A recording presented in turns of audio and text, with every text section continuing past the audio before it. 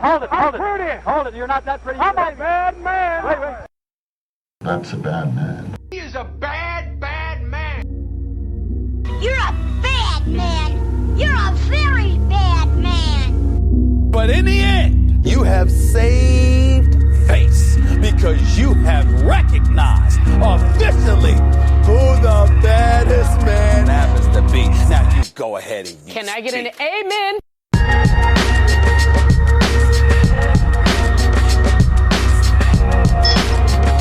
Welcome to the 6th edition of the Bad Men Basketball Podcast. I'm Mark, and we have Nicola and Michael here today. How are you guys doing? Doing all right. Pretty good. All right. So we're doing mailbag today. But the first question really is more 4 parts. So we're going to spend the majority of our show talking about this. It comes from U of M Captain. So thanks for that. But we're going to be discussing the fatal flaws of the top 4 contenders, which he describes as Miami, Indy, OKC, and San Antonio, which we've kind of labeled them the top contenders too. So, what do you guys think are? What would you guys think would hold Miami back from winning the championship? Nicola, what do you say? Big man offense. If you're looking at a matchup potentially with Indy or even Chicago, you're going to have someone who's going to take up space in the middle and preoccupy guys like Hibbert, Noah, who are going to be there primarily to defend the rim. And if you don't have someone who's there to just have them as a defensive, I don't know, not even a liability, as like a defensive assignment, you're going to definitely see a lot more defensive struggles, at least, or trying to fight it through against the Indiana's defense, or even if you compare it to Chicago, Noah's just going to stay in the middle. If you don't have, like, what's Birdman Anderson really going to do if you put him up there, or even Greg Oden? I think you're just relying too much on defensive-centric centers. Greg Oden's kind of is started to come into his own a little bit. And it's come out that Eric Spoelstra is going to start him regularly now. Like, he's going to be a part of the starting lineup going forward. But like, for it seemed like Chicago, I mean, they're not going to. They might get past the first round, but they're not going to be trouble going forward. But let's say that Derrick Rose was there, and people thought that they were serious contenders. I still don't think like a guy like Joakim Noah is really going to do much damage to the Heat. I think a guy like Roy Hibbert, as he's proven, could, because his game is a little. I mean, it's inconsistent, but his post moves are a little bit more refined, and he doesn't do the intangible stuff. I mean, if there's a team that can kill Miami down low, that I think is really going to hurt them. I mean, because their offense is great, but like Chris Bosh was, up until a few days ago, their starting center, and he's a good defensive player, but he's lanky. You know, I mean, he's not going to take up space the way that a Roy Hibbert or one of those guys will. And if you put him up against a guy who is really strong, I think your team, as has shown in the past, Miami suffered. So that's a big. I mean, if Greg Oden can stay healthy, which it seems like everybody in the league kind of loves Greg Oden. Like, there's not one person in the league who doesn't want him to live up to the hype. Like, he just seems so likable. He's been through so much. But if he can stay healthy, that team's going to be dangerous. Yeah, and I think I see the point with, as far as, you know, Noah's not really a low post, like, offensive juggernaut. He's not that kind of player, but I think one area where Noah could do a lot of damage against Miami is just he could really wreck them on the boards, I think. I mean, he's such a good rebounder, and that's been a lot of Miami's issue, is their rebounding.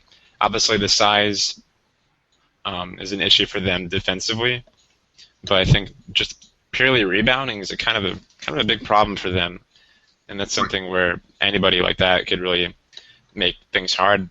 But I mean, So that's where obviously Greg Oden's going to be good to have, although he obviously doesn't have nearly the agility that Noah has. So it's going to be hard for him to keep up with a guy like that.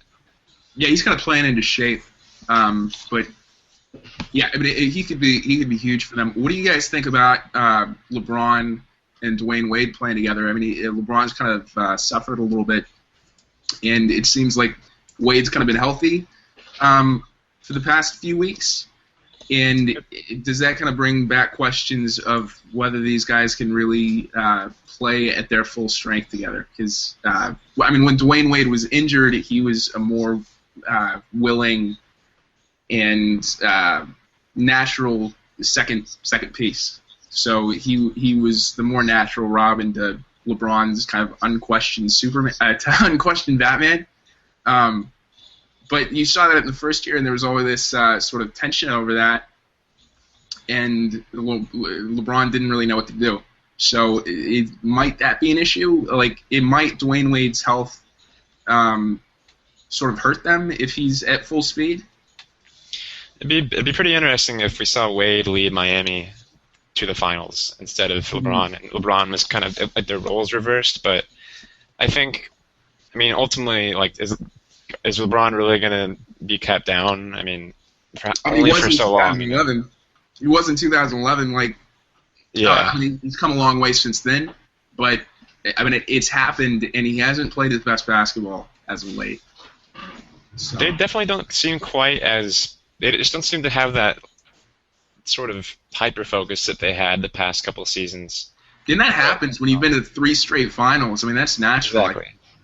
Yeah, so I mean, it's kind of what everybody expected, but the question is, are they going to be able to get up when it matters?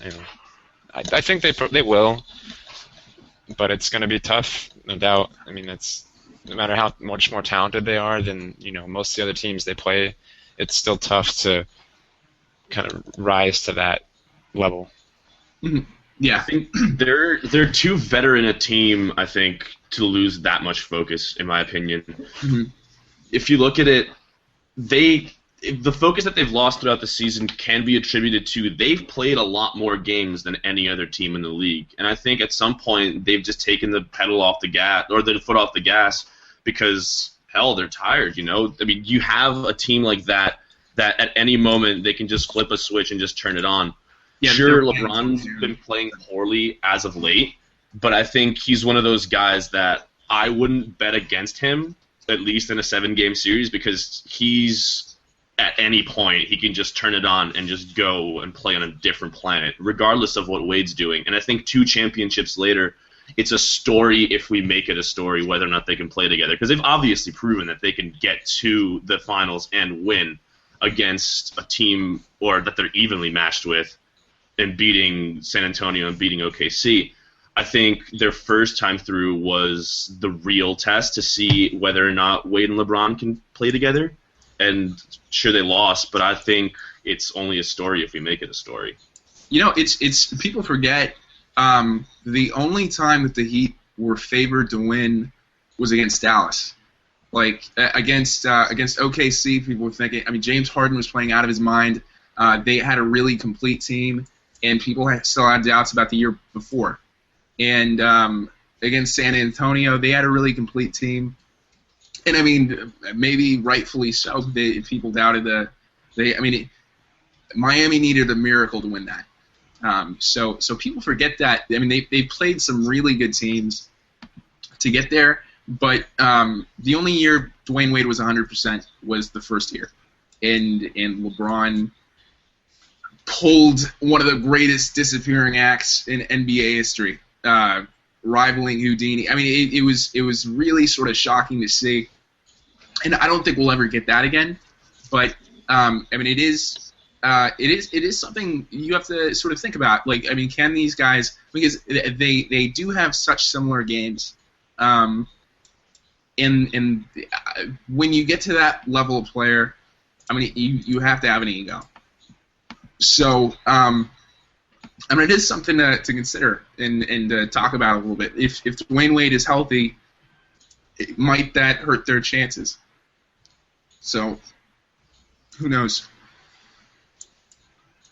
Yeah, and obviously talking about, Miami's size is their clearest flaw, and that's something the Eastern Conference's other contender is built to exploit. Right. Indiana's kind of in that situation where they're built to take down one team. And granted, they're playing. At one point, they were playing so well they looked like they could be anybody. But right now, it's making you wonder: are they, do they have the experience? Or are they? Is there something like what's going wrong with Indiana right now that makes them look a little bit vulnerable?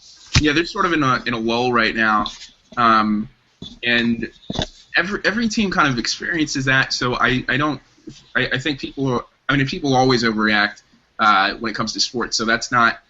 It's been a pretty long drought though for them of this kind of play. It's been a little longer than I think I expected. It wasn't shocking at first, but it's still. I mean, they lost to the Knicks tonight, so that's something. Yeah, and it is a bad thing that. It does hurt that this has happened, but and that it happened. It's happening towards the end of the season. But I mean, there's still dangers. But yeah, I mean, consistency is going to be a big thing for them because they have all the pieces. Paul George, it can be one of the best. I mean, it can be a top 3 player in the NBA when he's on. Roy Hibbert could be a top center, especially against the Heat. He seems to always have like these unbelievable kind of games against the Heat. But it's about playing up to their capabilities, and they're a really young team.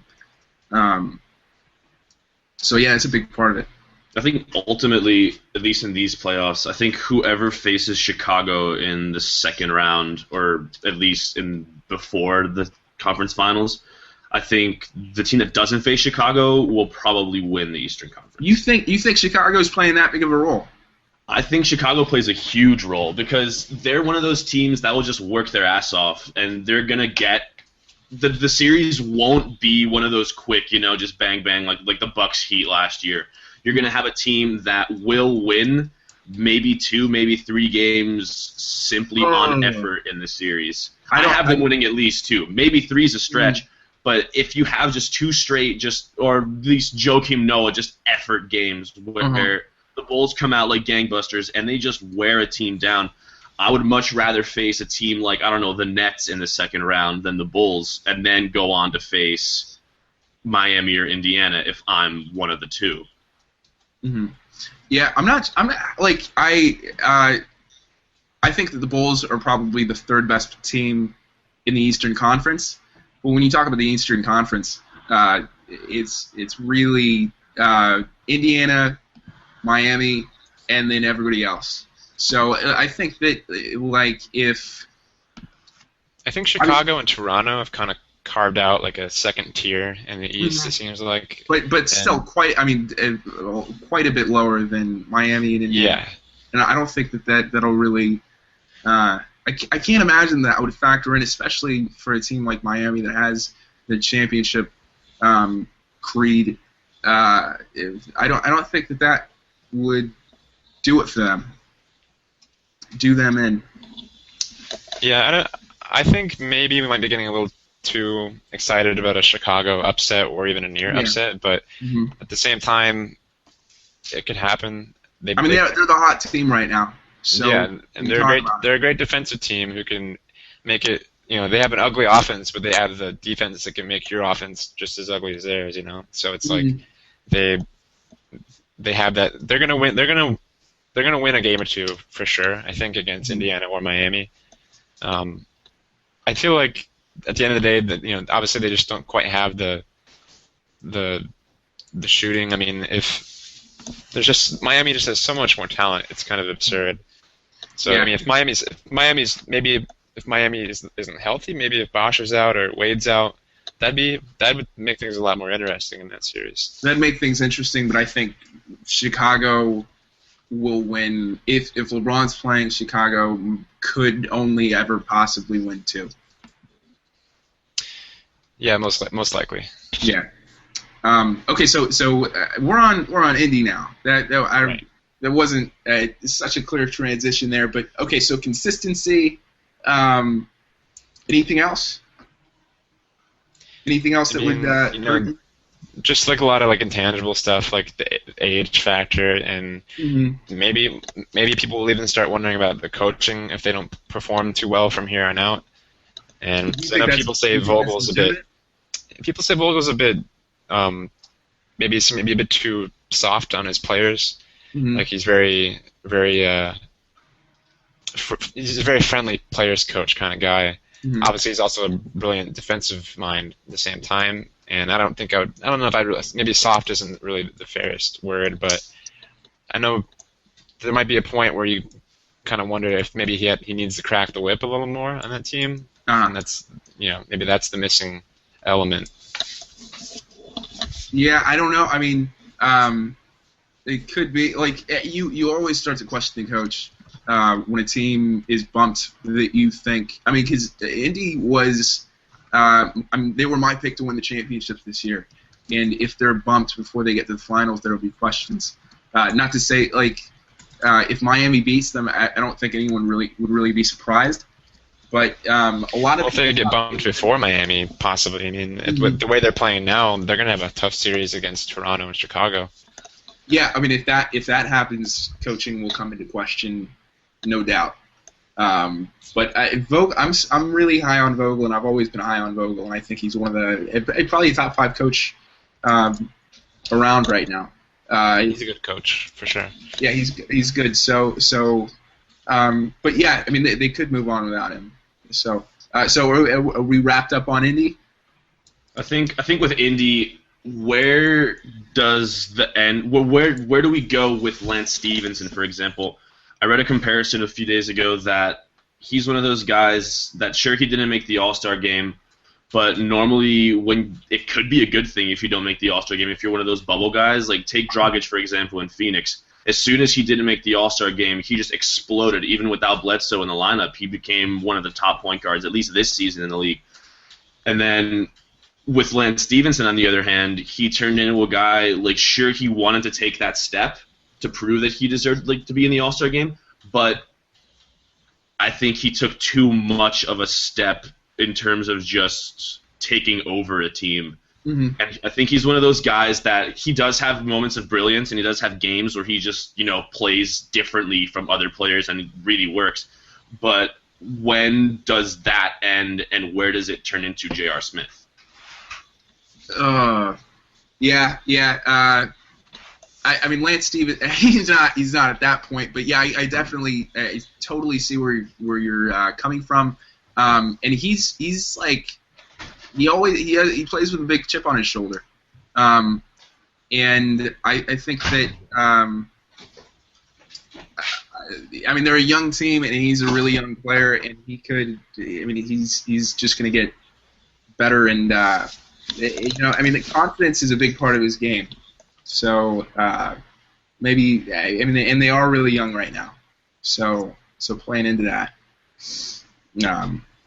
Yeah, I feel like I saw at a certain point earlier in the year. I feel like I saw a certain point where Lance kind of took a little more control of their offense, and at first it seemed to work really well. They were playing great, and I think part of that was also Paul George was red hot early on. But I feel like they were kind of running things a little more through George and the big men early on, and since then it's at least in stretches it became more like Lance's offense.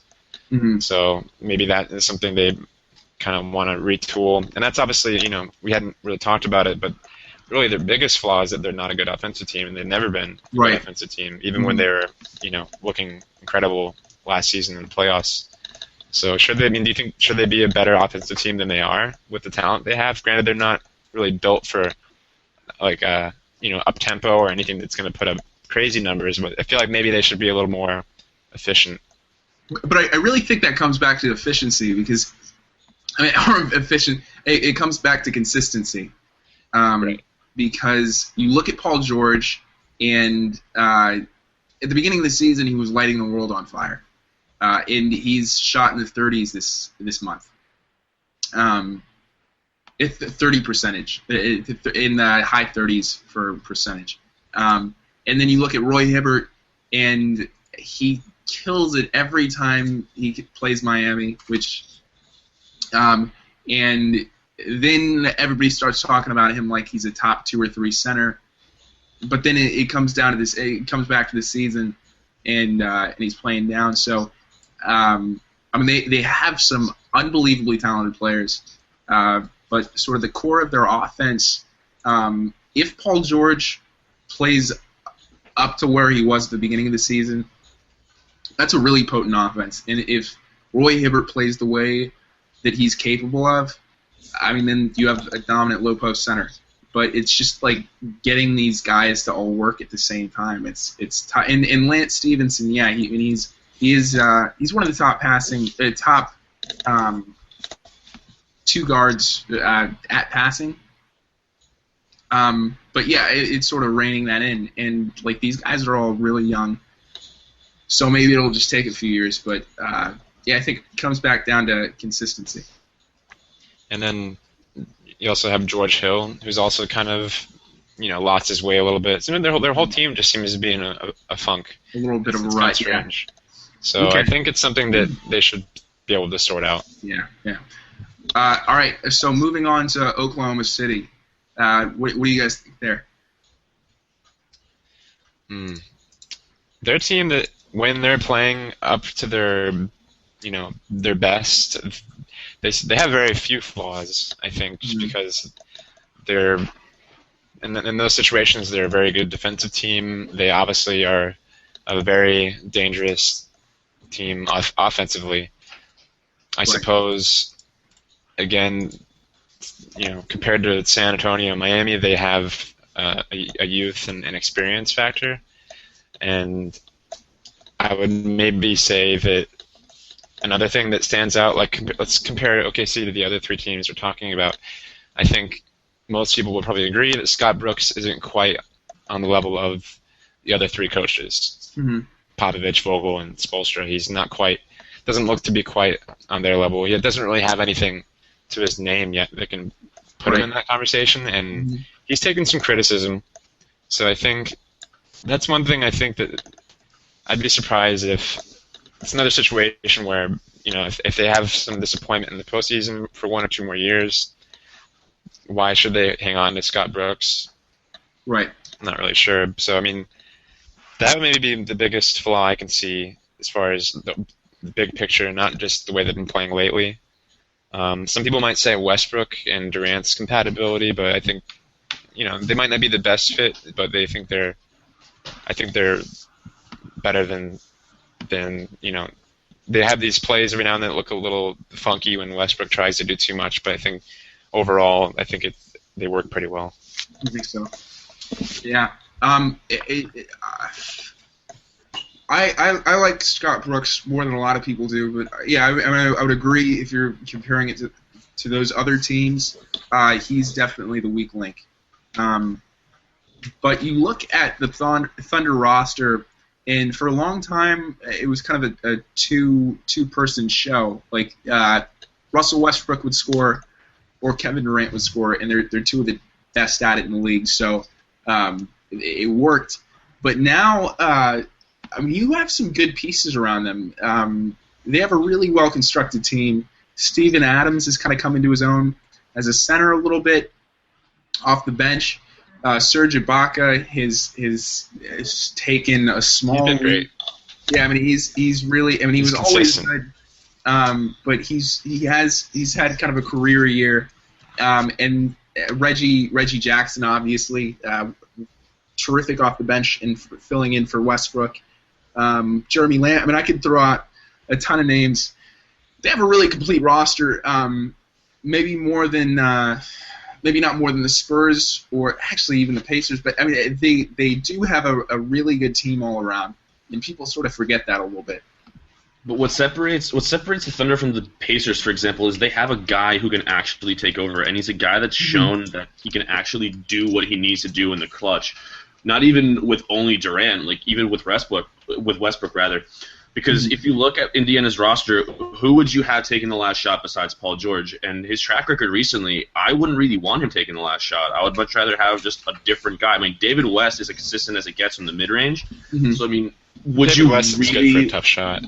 Would you lean your offense, or would you lean, say, a playoff game on Paul George?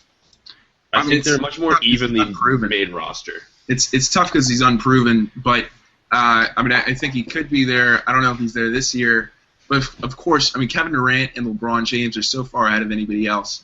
It's almost unfair to talk about those other guys, and that's really where we've gotten. Kevin Durant he could go down as like a top 2 player of all time. He's really in arguably the greatest offensive player ever. That's what he's on pace for. So this isn't just any other guy.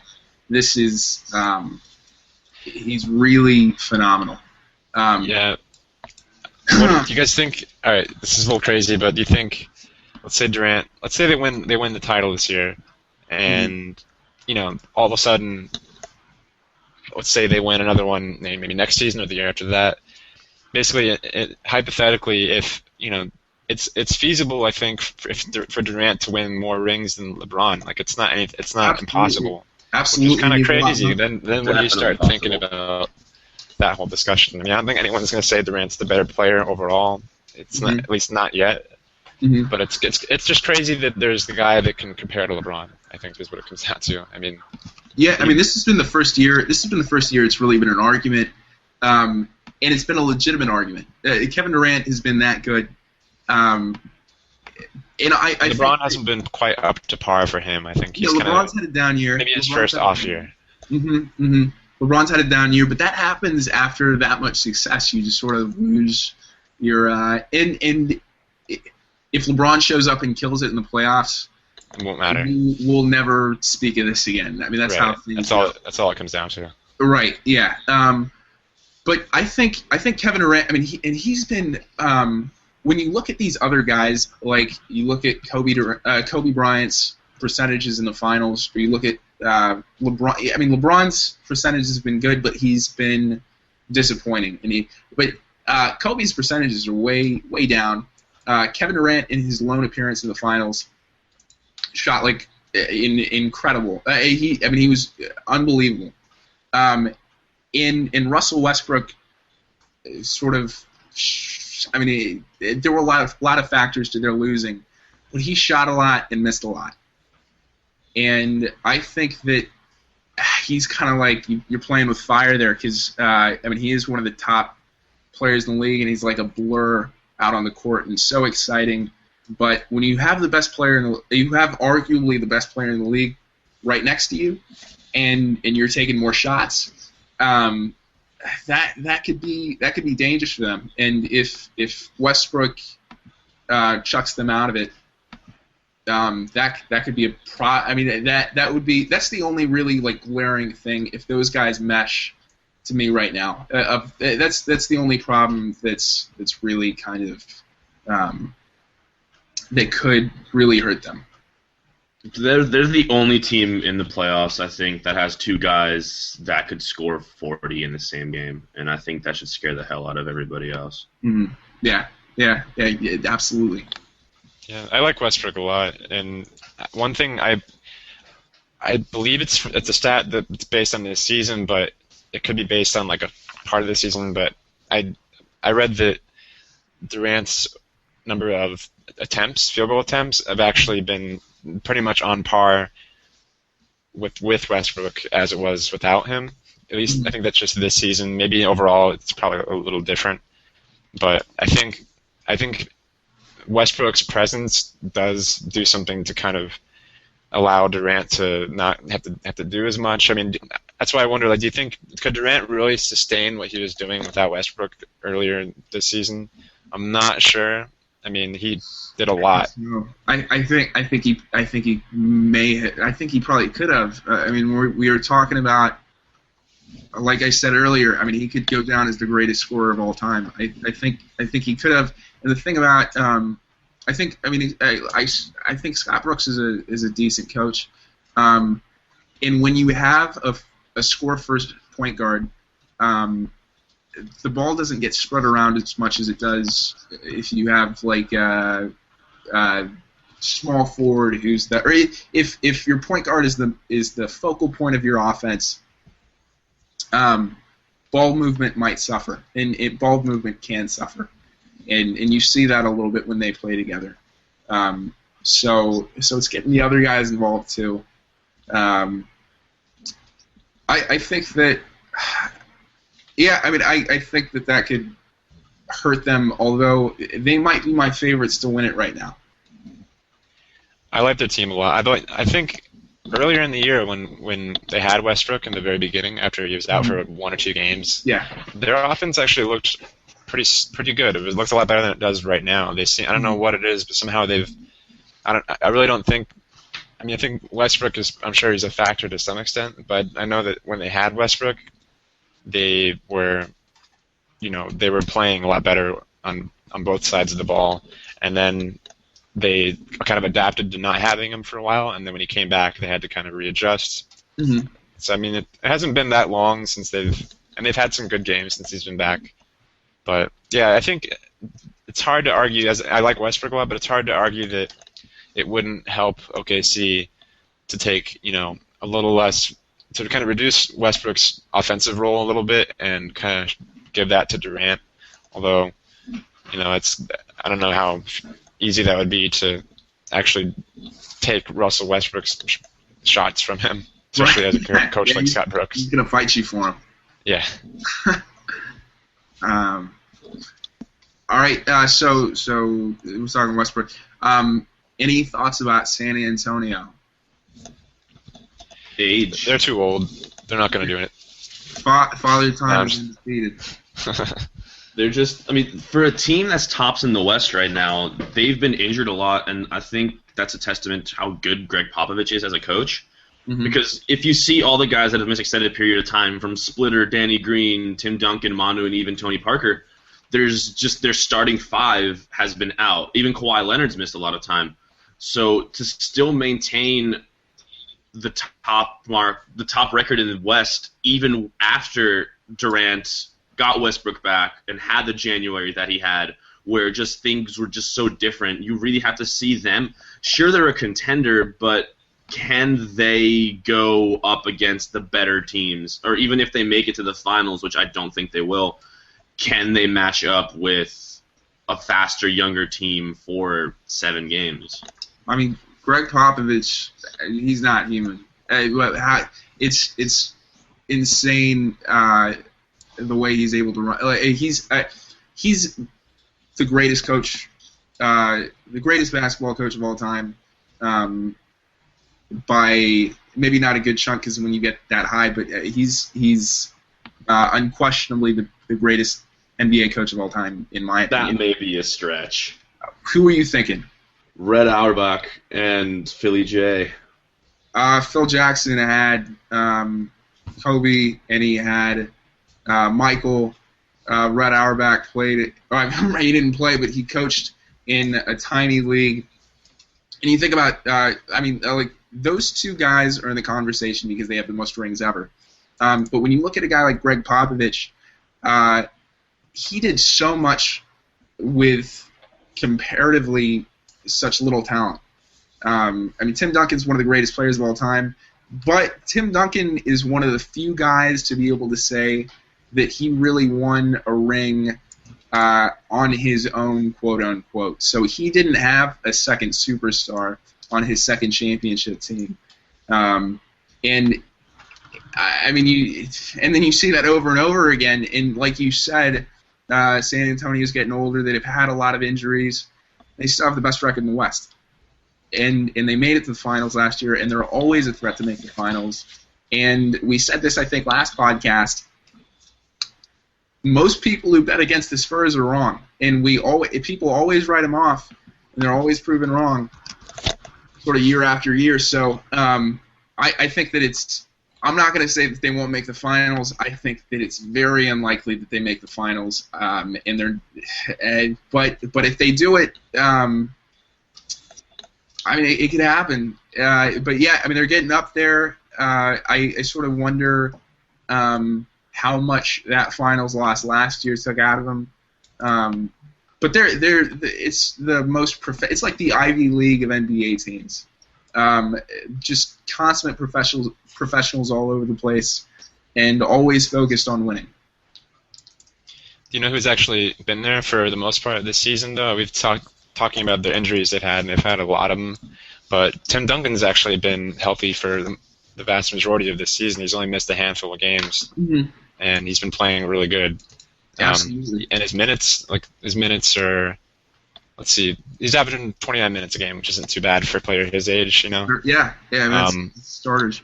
He's been a big part. I think he's been, you know, and he's always been this kind of guy for his team, but he's been like their rock this year. He's been kind of this stabilizer. I mean, he's their rock every year. He's so under. I mean, when people act like Tony Parker winning the Finals MVP in 2007 means that Tony Parker was the best player on that team, I kind of shake my head. He was the best player in that series, maybe. He was the best player in that series. Tim Duncan was the best player on the team, and he was the heart. He was the heart of the defense, unquestionably. And he was really, like you said, he was the rock. But nobody thought he'd be that kind of. Nobody thought he could have this big of a role. I think this late in his career. I think that's the surprising thing. Even after last season, people thought, okay, now he's gonna miss half the games. He's only gonna play 24 minutes, and he's not gonna be as aggressive. But he still looks like Tim Duncan out there. He doesn't look like old Tim Duncan. He looks like he looks like he's getting up there, but he doesn't at all look like he's washed up in the way that a lot of older big men get.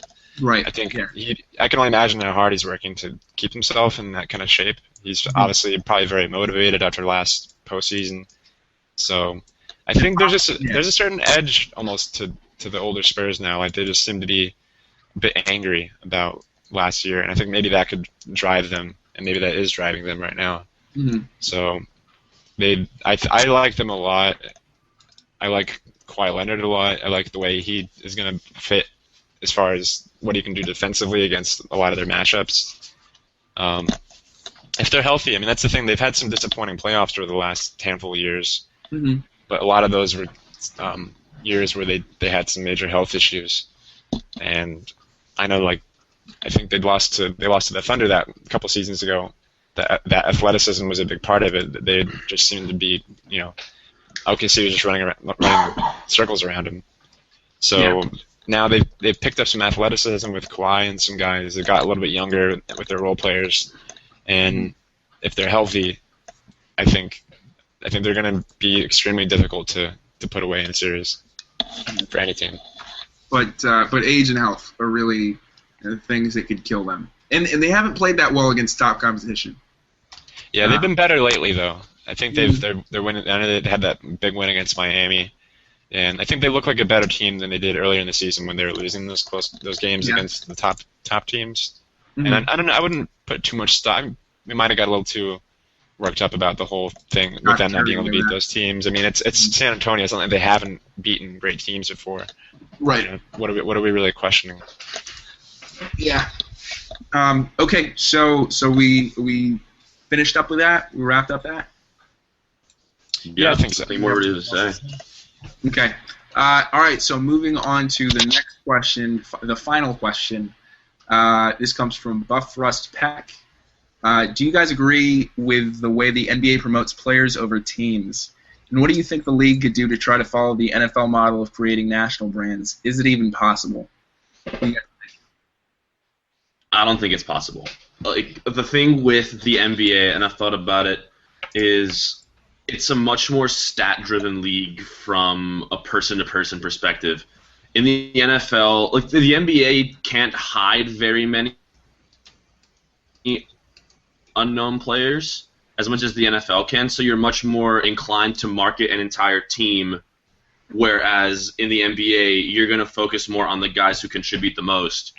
If you take, for example, a team like, I'm going to be a homer here, the New England Patriots, you're going to have a team that, sure, we have a superstar quarterback, and you have a few guys dotted around, but most of the team... And a Knicks fan? Am I getting this right? It's unfortunate, what? Yes. I'd rather not discuss it. Okay, all right. Yeah, let's not. But so, anyway, you have a team that's littered with just unknown guys, and it's a much easier fit as a group to market as a team because there's 55 guys. You're not going to sell 55 times jerseys in, the thing. You much rather market the entire franchise. Whereas in the NBA, you're going to market the sexy guys. You're going to market the guy who's averaging 25 points a game. You're going to market the guy who's having a season of his career. You're going to have a way to find the diamonds and sell them, because no one's ever going to buy a Popeye Jones jersey. Or, well, maybe, just like, ironically. I mean, now that I think about it, I really do want a Popeye Jones jersey. Yeah. But the only time I've seen a national brand ever come up out of something is a team like the Spurs that they don't really lean on one guy. It's more of a next guy up kind of environment where they just base themselves as a team instead of, Tim Duncan and the Spurettes, I guess. Yeah. I mean, you think about how many players play in the NFL. Like, how many guys get playing time in the NFL? So you have 11. I know nothing about football, but you have 11 guys, I think, on each side of the ball. Yep. 11, and then special team guys. Yeah, and I mean, how many of those positions are really ones that you pay attention to? Like, nobody knows the guys on the line. So you do see that. I mean, you don't see it the way that you do in the NBA, but you do see it a little bit with let's take the Broncos. It's Peyton Manning versus whoever else is. So if you have the personnel, you do see it in the NFL a little bit. But it's so much different in the NBA because it's a different game and it's a different sport, and one guy can have a colossal impact on the game, unlike the NFL. One guy, you bring in the best player in the league. You drop LeBron onto basically any team that's a 50-plus win season. You drop Peyton Manning. I mean that's probably you're probably going to make the playoffs, but it's let's go to maybe the second tier guys. It's not going to have the same sort of impact that you have to have so many guys that it really is about the team and not so much about the player. So I think it's just a product of the sport. I don't think, and it was sort of an ingenious move by David Stern back in the 80s, that he sort of moved it into the super, because people are attracted to people. People want to know about people and they want to root for people. So to move to sort of the superstar-centric league, I mean, that really helped save the sport and send it to the really blow it up. Yeah, and honestly, for me, I like that aspect of the NBA where there's almost a certain transparency as far as you have 5 guys on the court. There's no there's no helmets, there's no pads, there's no it's very personal. It's just them. You see their personality kind of gets to flourish in that kind of environment, and it's fun. It's fun watching these guys, and in that kind of way. Granted, and this is also kind of a product of, I guess, the Stern era, was that players have been a little bit. They've had to kind of rein things in a little bit after the fights and all that. Where obviously there's issues with players not being able to show too much emotion. Mm-hmm. Where they get teed up, which is kind of it's a whole other argument. But that really, they kind of went crazy with that at the beginning of last season. I think they bring that back a little bit. Yeah. But yeah. Yeah, I think it did get a little bit much. And now that you mentioned that, I think it has been better recently. Uh-huh. But yeah, I think overall though, that's part of what makes the NBA unique is you have that superstar relationship almost where you get to know these guys in a way that just in terms of their, not even personality as in the way they are off the court, but just their personality as players. There's there's a lot you can really dig into for even role players and guys that no one really pays much attention to. There's a lot of quirks and funny things you can kind of pick up on it when you pay attention. And that's sort of, that happens to a degree in other sports, but I think there's definitely a lot more. There's more of a microscope that we can use on these guys in the NBA. I mean, it's a lot easier to follow an eighth man's career for an NBA team than it would be for the left tackle of some NFL team. I mean, it's just because there's one guy who has the ball, and you focus on them. Right, and there's like a bigger piece of the pie for even the lesser players to have. Absolutely, and you see like there's sort of yearning for that in the NFL. I mean, like how often do you hear about Tim Tebow on ESPN, or when he was playing, and even when he wasn't? How often would you hear his name? So there's always sort of this. People want to make things about superstars, and they want to build people up, and sort of and talk about them because that's what's interesting. It's just that the NFL and that the NBA lends itself to that more than other sports leagues do. Yeah, and I think maybe if you kind of people like having a face, to put on things. Absolutely. If you take that away, it's depending on how you look at it. But if you take that away, it almost becomes like just a game of stats. Like you're just looking at stats. If you don't have, you could just replace all the players with, a little stick figure that doesn't move, and the ball just moves around on its own, and you could watch the same game, but. And that's not quite as fun. Wouldn't be nearly as interesting that way. I think, even if you saw the same sport. But, yes, I think that's maybe an underrated aspect of the NBA that makes watching basketball and following basketball entertaining. Absolutely. So any final thoughts here before we wrap it up? To piggyback on just unknown players, did you guys know Rasul Butler's still in the NBA? Wow. No. Rasul Butler's a bench player on the Pacers. Learn something every day. He's going to be huge for them in the playoffs, I'm sure. Yeah. That's veteran leadership. Money. All right. Yeah, all right. So thanks for listening to another edition of the Bad Man Podcast. Have a good night, and we'll be here next week.